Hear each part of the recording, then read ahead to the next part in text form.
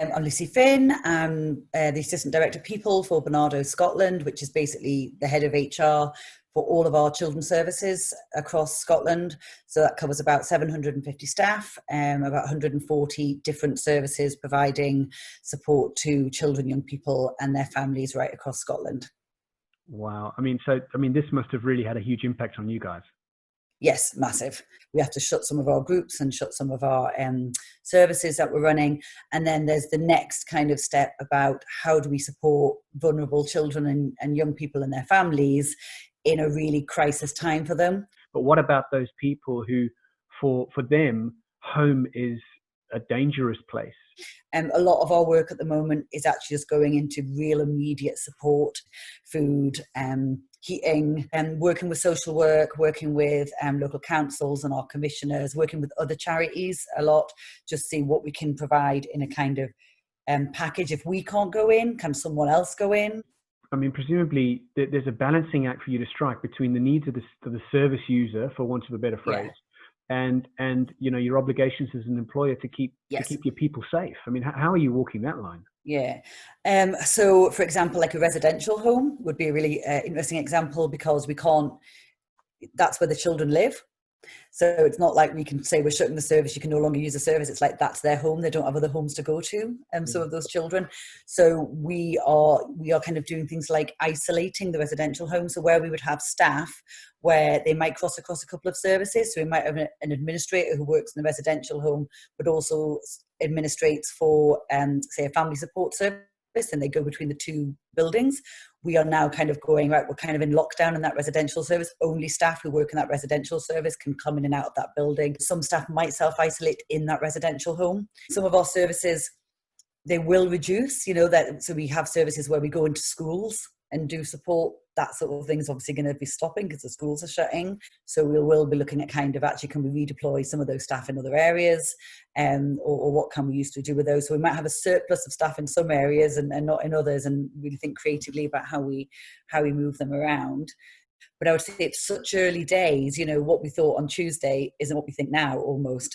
So we're very much kind of, enabling our managers to make really sensible decisions at the time, given the information that they know. And we're being really open about, doesn't matter if that was the wrong decision almost, we just have to go with it where we are at the moment. We understand everyone's making decisions a bit in the dark, and we'll support you to do that. And then we'll kind of unpick it later. Having worked with you guys for so many years now, the kind of person that's drawn to the work that you do is very often the one who would sort of put the needs of others before their own. Yeah. And I would imagine that that's a different dynamic. Other businesses may experience that, but for you guys in particular, this is a very real risk for you, that you've got people wanting to go and do these dangerous or risky things. How are you managing that sort of over-eagerness? The advice around the kind of vulnerable groups have been quite clear. So we're kind of saying actually anyone within those categories, we're now saying you have to work at home. We are trying to get people to work at home wherever possible. If this happens for any length of time and we don't have children and families to see because the services start closing, the work for our staff is going to start drying up. And that's going to be the trickiness for them, sitting around going, I'm not doing anything and I'm not engaged, and what can I do? So I think now for our managers is a bit of time to start planning about, development for staff, connectivity between each other, reviewing policies and reviewing how we work with children, looking some longer term planning for when this is all through and we come back. If we're at home for any period of time and that work stops, what are they going to do, and how can we kind of, keep them engaged? Keeping motivation, I suppose, is super important, isn't it? And I suppose what's good about the work that you do is you have a very clear purpose. And when people lack purpose, that's when we know that there can be problems, certainly with mental health. What about your staff? Have you had any sort of concerns or worries raised about, the current state of play, like in terms of catching the virus itself, or, how are you seeing that play out in your staff teams? Yeah, so my advice to managers and what we've been kind of saying is we just have to be really flexible. We're being really flexible. We are not,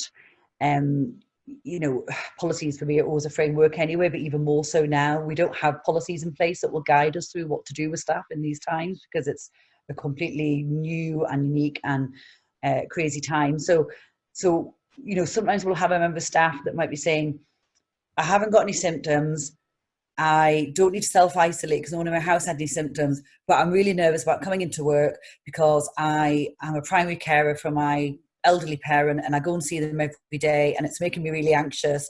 And what do I do? And we're kind of like, I'm like, if you've got someone like that, actually, is it worth making them come into work and make them really anxious and make them kind of upset everybody else potentially and not be able to focus on their work and actually not be in a place to kind of input properly? If we can, let's support these people to manage their own situation, regardless of whether they are self-isolating at this point or having symptoms or whatever.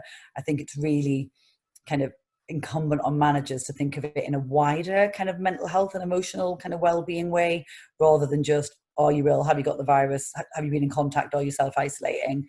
I think it has a much wider impact. So we'll also have potentially a lot of people who may lose people in their families and will be dealing with loss and, you know, and so we'll have to consider that kind of bereavement and supporting staff through those sort of things as well. So it's not just going to be the actually dealing with people who are ill with the virus. It's going to be all that knock-on effect and all how that plays out for us as well, which is going to be much longer term. Yeah, absolutely. For those staff who are anxious, then, I mean, what are you doing to support them in terms of, you know, actionable, practical things? What advice are you giving them? All staff are frontline staff. They're out and about. They're used to being seeing families and being in offices. We have a whole raft of staff who've never worked before and aren't very keen on it, to be fair, but we told them they have to in some ways. So Barnardo's is a real relationship business. That's what I would say. So we're really trying to keep connectivity going. So there's loads of really good examples what people are doing. We have Workplace, which is like a work Facebook. So workplace chat. So there's lots of workplace chats going on, and people are setting up coffee times on workplace chat. So I've done one with my team, for example. So at 10:30 every day, we've got a slot where it's just a coffee time. We all go on workplace video and literally have a coffee. It's not about talking about work or what's going on. It's just a kind of, how is everyone? Oh, I like your kitchen cabinets. Is that your cat? You know, chatting about what everyone's looks like at home and how we're all doing. And it's very much drop in, drop out. If you want to do it, you can. If you don't want to, that's fine. Because I think for a lot of staff, obviously you need to keep in touch about work things and that's important. And managers are very crisis mode at the moment. You know, it's very much, can we keep our services open? Can we keep our staff? How do we keep things running? Whereas actually, for the staff, some of that welfare is around, I'm actually just missing coming into the office and speaking to the receptionist and just having those conversations. And I think for staff, particularly who might live by themselves, that's a really different place to be than they used to. So there's quite a lot of groups I've seen of doing that sort of thing, where they're having kind of coffee drop-ins and workplace chats. One of our reps in the north has set up a WhatsApp group for her office, and she's doing kind of something different every day on the group. So she's doing what should you call it, Mandarin Monday. We're going to start learning a new language together on a Monday. So for like half an hour, we might do that. She's doing a kind of bit of a creative day. If you want to draw something or do something, come and share it with the group. A workout Wednesday, where maybe people are outside in their garden or doing exercise in the house and sharing it, just to kind of keep people motivated and doing different things. People who aren't used to working at home find it quite difficult to take a break. It's like, am I okay to take a break? I'm working at home. People might think I'm slacking. Whereas at work, you do naturally take breaks. You have 5-minute conversations, or you go to the kitchen and make a cup of tea and someone's there and have those kind of chats.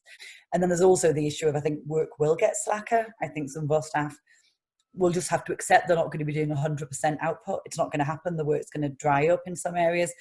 But we still want to engage and want to say, actually, it's okay if you're doing 60%. If you're just checking in and doing bits and pieces of work, that's fine. But we also want to still connect with you, so you've got those relationships to keep you going. So there's lots of bits and pieces like that happening all over the place. There's lots of new groups set up on Workplace with advice about what to do when you're working from home.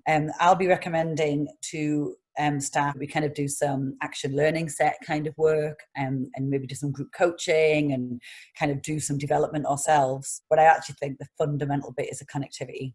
I wonder if there's any more that you might share, you know, real world type things, or have you sort of exhausted the bucket? So we've got, you know, our own kind of Cobra type meetings. So every day our senior management are doing their kind of call at 9 o'clock about what's going on today. And then that's been, then we're having our local one. So I'm part of the senior management team in Scotland. So every day at 11, we're all on a call together just to check in and say what's going on. We'll all do kind of an update, which is really useful. Then our director is writing a cascade briefing every single day at 3 o'clock to all the management structure across Scotland. So that's, even in 3 days, that's become at 3 o'clock, this is coming to your manager, expect that to be cascaded on, so that staff are kind of reassured that I just think, senior managers are doing something. And I think that regular cascade of operational things is really important. I love that, because again, we go back to this being out of the loop kind of feeling of heightening the anxiety. We're not in control of the coronavirus. We're not in control of what is happening. And also now I'm not in control of my job. I'm not in control of my future. All of these unknowns and uncertainties. Yeah. And I'm suspicious of the senior managers and what their objectives and motives might be. We've also done some things around flexibility for staff in terms of some of our policies, which might be quite useful. So toil would be a really good example. We have toil systems where, you've got to use it within a certain period of time. You can only put an amount up. That's more likely to be changing and be more flexible. What sort of top tips would you give to employees about looking after themselves at this stressful time?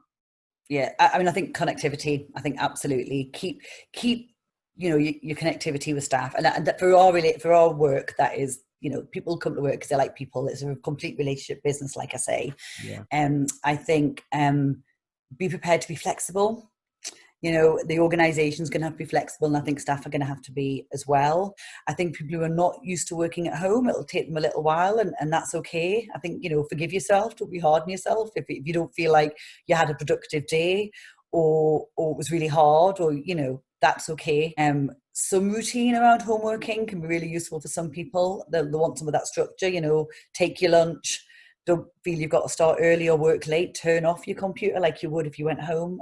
If you left your office at the end of the day and you turned off your phone and your laptop, the same applies for home. Just because your work's at home, it doesn't mean you have to be on it the whole time still. And we're all kind of learning day by day, aren't we, about we are. What's going to play out. That must be challenging for you, though, as a senior business leader or as a senior leader within the organization. It must be challenging when people are asking you questions and you don't have the answers. But I think you've got to be really honest about that. I've said, when I've been giving advice, I've just said to managers, this is my advice at this time, based on the information that I know at this time. Please bear in mind that could change tomorrow, but this is what, we're advising and supporting you to do at this point. And so I think it's about, giving them the confidence that actually those decisions are okay. They won't be perfect necessarily. And so I think as senior managers, we have to accept that as well, actually, and just be kind to ourselves and really support each other. So I think that's quite easy as a senior manager to take it all on. So I've been really mindful that our senior management group also need to reach out to each other and connect with each other. So on the back of kind of our operational stuff, I've made sure I've sent emails to all of my senior management colleagues and said, pick up the phone if you just want to have a chat. Yeah. If you're feeling stressed of any of your own situations, because they themselves have families and health conditions and issues, and obviously all the staff are leaning on them. So I think it's very important for senior managers to also be able to reach out and say, actually, I'm really struggling with this, or this is really hard, or can we talk to each other? So that daily group where we're all talking to each other and sharing is brilliant. We put a lot of pressure on ourselves to almost be superhuman. Yeah. And we have to acknowledge that none of us are superhuman, and this thing could touch any of us. It's as simple as that. And I think that's for a lot of people, this circumstance, this situation is a huge realization that we're not immune to everything that life throws at us. You can plan as much as you want, and then something like this comes along and all your plans are completely useless. I think it starts to put some things in perspective, which is quite interesting. I'll be kind of interested to see what happens when we come out of this, how people feel about work and their impressions about connecting with each other, and whether things that seemed really important 3 weeks ago are as important, That's a really quite interesting time. I would love to think that there will be a silver lining to this, and maybe a sort of a reassessment of the workplace and our priorities and what it means to be a good employee. I think that's right. I'm hoping there will be. I mean, I've seen quite a lot, kindness and quite a lot of, they're tolerant and sympathetic around situations. Like everybody who's rung me for advice, and I've had a lot of managers on the phone, a lot of managers emailing me. I have to say, most of them have been like, I'm really sorry to bother you. I know you're really busy and I hope you're all well and I hope you're looking after each other. Really kind messages and really nice and really understanding of people's individual situations and pressures on everybody, and be really thoughtful around that, which is a really nice thing to see. Yeah, maybe there will be a silver lining. Who knows? could carry on talking to you all afternoon, but I know you're going to have about 15,000 people trying to get a hold of you. But thank you so much for being so honest. No problem. You know, it's an awesome chat. I've really enjoyed it. And I'll catch up with you in the weeks ahead.